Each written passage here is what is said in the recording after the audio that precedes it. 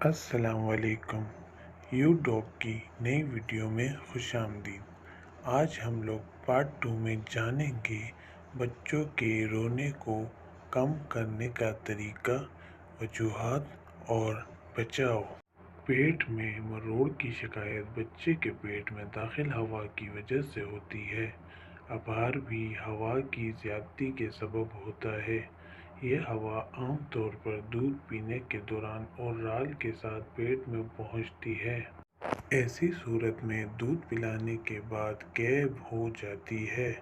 کچھ ہوا ڈکار کے ذریعے خارج ہوتی ہے اور باقی آنتوں میں پہنچتی ہے اور تھوڑی بہت ریاح کے ذریعے خارج ہو جاتی ہے۔ اگر دودھ کے مقررہ اوقات سے پہلے بچے کا رونا معمول بن جائے تو سمجھ لیں دودھ کی مقدار بچے کے لیے ناکافی ہے، لہٰذا اس میں اضافہ کر دیں۔ بچوں کو اپنے ہاتھوں میں اس طرح تھامیں کہ وہ خود کو محفوظ محسوس کریں۔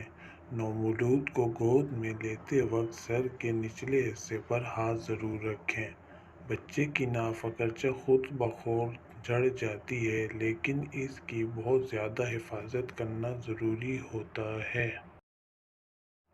بعض دفعہ ہم بچے کو گود میں لیتے ہیں اور ان کی ناف کے زخم میں تکلیف ہونے کے باعث رونے لگتا ہے۔ بچے کو بستر پہ لٹاتے وقت سر قدر اونچا رکھیں۔ کروٹ سے سلائیں، تنگ کپڑے پہنانے سے اور اکیلا چھوڑنے سے گریز کریں۔ بعض دفعہ آپ کے چمکیلے کپڑے بھی بچے کو چبھ سکتے ہیں، جن کے باعث وہ روتے ہیں۔ نئی ماؤں کو اس بات کا خیال رکھنا چاہیے کہ بچے کا بستر گیلا نہ رہے، خاص طور پر رات کے اوقات میں بچے کو گیلا نہ چھوڑیں۔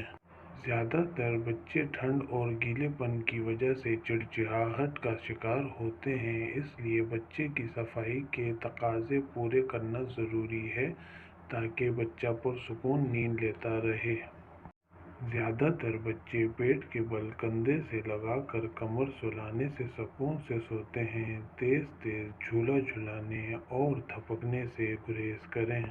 اسی طرح اگر بچہ فیڈر سے دودھ پیتا ہے اور چڑچڑاہٹ، بے چینی کا مسلسل شکار رہے تو ڈاکٹر سے رجوع کرکے اس کا فارمولہ دودھ بھی تبدیل کرا سکتے ہیں۔ امید کرتے ہیں آپ کو ویڈیو اچھی لگی ہوگی۔ اچھی لگی ہو تو ویڈیو لائک کریں۔ ایسی معلوماتی ویڈیوز کے لیے یو ڈاگ کو سبسکرائب کیجیے۔